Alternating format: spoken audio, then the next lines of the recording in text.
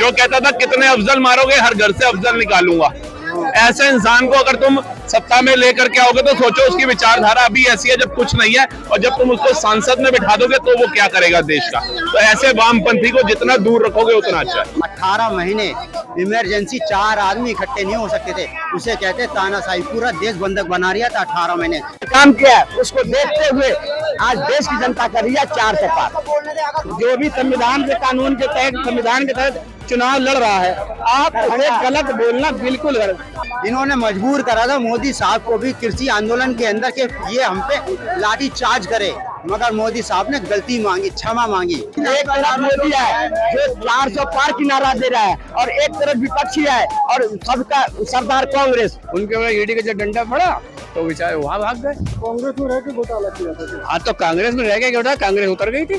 कश्मीर के अंदर हमारी सेना को पत्थर मारे जाते थे, तिरंगा जलाया जाता था, तो उसका भक्त होने से अच्छा है मोदी के अनभक्त बनना। परिवर्तन होता है तो ही जनता के हित के फायदे होते हैं। हमने सोचा है सर मनोज तिवारी को भाजपा को।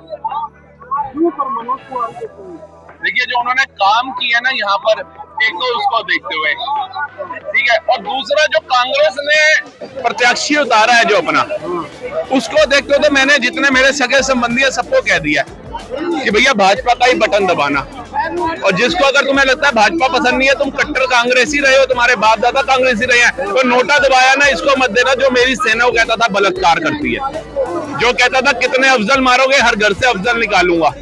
ऐसे इंसान को अगर तुम सत्ता में लेकर के आओगे तो सोचो उसकी विचारधारा अभी ऐसी है जब कुछ नहीं है, और जब तुम उसको सांसद में बिठा दोगे तो वो क्या करेगा देश का। तो ऐसे वामपंथी को जितना दूर रखोगे उतना अच्छा है। सत्रवादी जो है, यूट्यूब पे वीडियो यूट्यूबर द्वारा बनाया गया है, मोदी के अंधभक्त हैं, उससे क्या कहेंगे? देखिए जो इंसान भारत के अंदर आ करके सिर्फ 10 सालों में मात्र एक्सप्रेसवे की सौगात दे देता है, वंदे भारत की सौगात दे देता है, कोरोना के अंदर वैक्सीन सबको फ्री में लगा देता है, देश छोड़ो विदेशों में भी लगवा देता है, ठीक है, गरीबों के लिए आयुष्मान योजना, औषधि योजना, सुकन्या योजना, आवास योजना, जनधन योजना, ऐसी तमाम योजना जो गरीबों के लिए होनी चाहिए वो ला देता है, ठीक है। कश्मीर का मुद्दा जो हर समय यूएनओ में जाकर के अटकता था उसको सॉल्व कर देता है। आज सबसे बड़े टनल, सबसे बड़े ब्रिज, सबसे बड़े स्टैचू भारत में देखने को मिलते हैं, तो उसका अंधभक्त बनना ज्यादा अच्छा है उसके बनने के जगह जो बम विस्फोट कराते थे भारत के अंदर, जिनके कार्यकाल में बम विस्फोट होते थे, हिंदू मुस्लिम राइट्स होते थे, पाकिस्तान आकर के आए दिन बम फाड़ता था, कश्मीर के अंदर हमारी सेना को पत्थर मारे जाते थे, तिरंगा जलाया जाता था, तो उसका भक्त होने से अच्छा है मोदी के अनभक्त बनना। वो एक साहब बता रहे थे, क्या नाम है, वो जरा बहुत कांग्रेस की तारीफ कर रहे थे कि हिटलर शाही, तानाशाही। तो तानाशाही मैं बतलाता हूँ कि तानाशाही किसे कहते हैं। कांग्रेस के शासन की बात बता रहा हूँ मैं।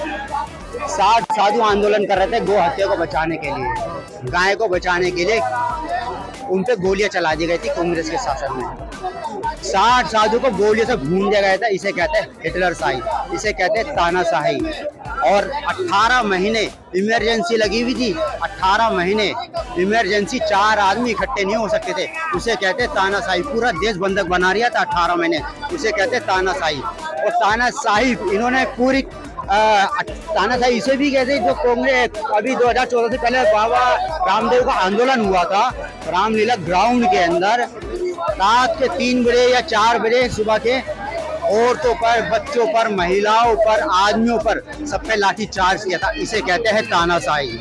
इन्होंने मजबूर करा था मोदी साहब को भी कृषि आंदोलन के अंदर के ये हम पे लाठी चार्ज करे, मगर मोदी साहब ने गलती मांगी, क्षमा मांगी, इसे कहते हैं विनम्रता, इसे कहते हैं नम्रता। अगर तानाशाही होता ना मोदी साहब, तो इनका ना अभी तक जैसे केजरीवाल को सम्मान भेजे था तो एक ही में आता। काम किया है, उसको देखते हुए आज देश की जनता कर रही है 4 से पार। लालू प्रसाद कांग्रेस से नहीं मिल रहा है, ममता बनर्जी इनसे मिल नहीं रहा है, अरविंद केजरीवाल कांग्रेस से नहीं मिला। अब फिर अभी बात करें, जीतने के बाद ये जितने लुच्चे लफंगे हैं सब अपने अपने स्थान पर चले जाएंगे और कोई आने वाला नहीं है। एक तरफ मोदी है जो 400 पार की नारा दे रहा है, और एक तरफ विपक्षी है और सबका सरदार कांग्रेस। कांग्रेस जो 40 बचाने के लिए लड़ रहा है, तो देश की जनता नहीं देख रही है। ये गठबंधन नहीं है, ठगबंधन है। देश को लूटने, लुटाने, खाने पीने से उनको फुर्सत नहीं मिलेगा। ये सत्ता में क्या आएंगे? ये सत्ता में आने से पहले ही बिखर जाएंगे। ये चुनाव 4 जून को होगी ना, 4 जून को शाम को ही रोना शुरू कर देंगे कि ईवीएम हैक हो गया, मैं बीमार पड़ गया। ये हमारे लिए बहुत बड़े हैं, लेकिन हमारे देश के जो भी नेता हैं, सांसद लड़ रहे हैं, उनके बारे में गलत बोलना सबसे बड़ा मूर्खता है। जो भी संविधान के कानून के तहत, संविधान के तहत चुनाव लड़ रहा है, आप उसे गलत बोलना बिल्कुल गलत, किसी को आप गलत नहीं बोल सकते। चुनाव लड़ना सबका अधिकार है। आप किसी भी सांसद विधायक को, वो हमारे कानून के दायरे से बाहर है नहीं, आप उसे बदतमीज बोलते हैं, इडियट बोलते हैं, ये क्या है? आप लोग अपनी भाषा को समझिए कि आप बोल क्या रहे हैं। किसी सांसद जो पार्लियामेंट में बैठ रहा है, हमारा रक्षक है वो, आप उसको ऐसे गाली गलौज वाले शब्द अनुराग ठाकुर किसका बेटा? जयराम ठाकुर का। अमित शाह का बेटा बीसीआई का अध्यक्ष। तो परिवारवाद है किसमें नहीं?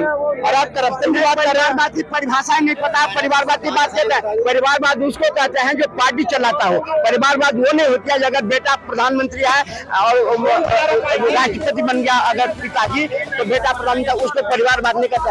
परिवारवाद की परिभाषा पढ़ के तो आया थे मीडिया के सामने में, वो परिवारवाद नहीं होती है। अगर राजनाथ सिंह का बेटा अपनी काबिलियती से एमएलए बना है तो परिवारवाद नहीं होता है। परिवारवाद उसको कहते हैं जो मुलायम सिंह का बेटा अध्यक्ष बना समाजवादी पार्टी के, लालू प्रसाद के बेटा आरजेडी के बना, ये क्या परिवारवाद? जी वोट जनता दिलाएगी, मैं भी जनता के साथ चलूंगा। जिस ओर तरक्की होगी, जिस ओर हमारे देश की तरक्की होगी, रोजगार मिलेगा। भाजपा कह रहे, भाजपा वाले कह रहे, लोग थोड़ी कह रहे। अगर लोग कहने लगते तो एक तरफा वोटिंग ना होती। भाई अगर विपक्ष में कोई है, इंडिया गठबंधन बना है, एनडीए बना है, तो उसका मतलब लोग तो नहीं है ना, एक साथ तो लोग नहीं है ना, लोग तो बटे हैं।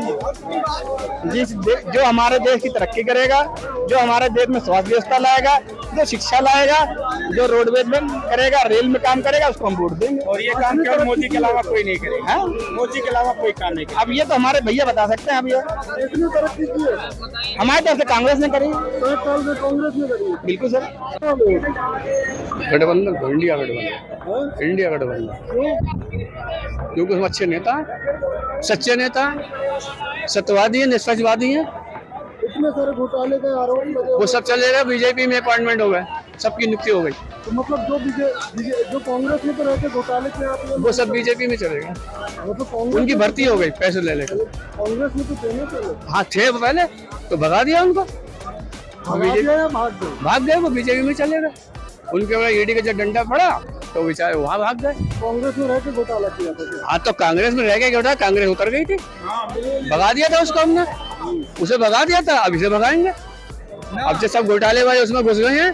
पहले कांग्रेस में थे, हमने कांग्रेस से भगाया था, दिल्ली से ही भगा दिया, दिल्ली से ही भगाया, सब जगह से कांग्रेस को भगा दिया था। अब बीजेपी पर घुस गए हैं तो ये नहीं भगाएंगे। क्यों नहीं भगाएंगे? जनता है हम तो, हम कार्यकर्ता नहीं है किसी पार्टी के कि हम 400 रुपए लेके और केजरीवाल जिंदाबाद, राहुल गांधी जिंदाबाद, मोदी जी जिंदाबाद करें। हम कार्यकर्ता हैं, नहीं है भाई।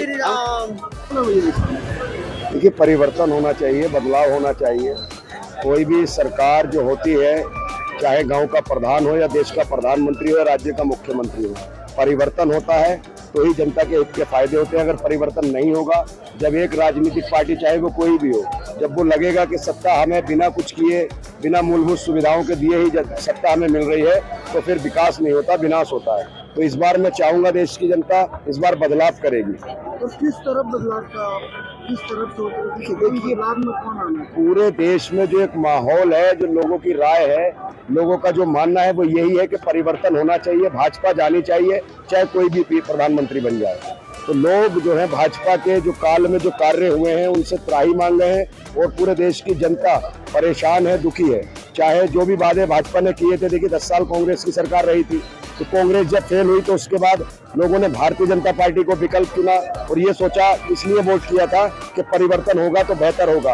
अब 10 साल में वही same condition Bharatiya Janata party के साथ खड़ी है। भाजपा ना महंगाई रोक पाई, ना भ्रष्टाचार रोक पाई और ना अच्छा शिक्षा और हेल्थ के क्षेत्र में काम कर पाई।